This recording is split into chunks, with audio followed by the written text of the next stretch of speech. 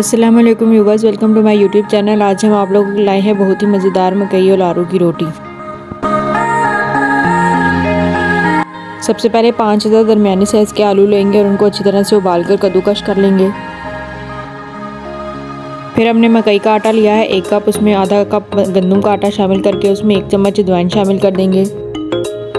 अब आटे में 1 खाने का चम्मच नमक, 1.5 खाने का चम्मच लाल मिर्च पाउडर, आधा खाने का चम्मच हल्दी, आधा खाने का चम्मच सूखा धनिया, 1 खाने का चम्मच कसूरी मेथी शामिल कर देंगे।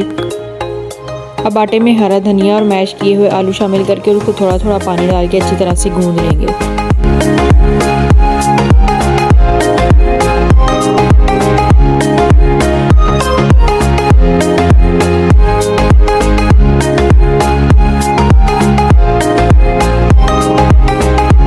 अब मकई के आटे का छोटा सा पेड़ा लेकर उसको बेलकर उसको छोटी सी रोटी बना लेंगे।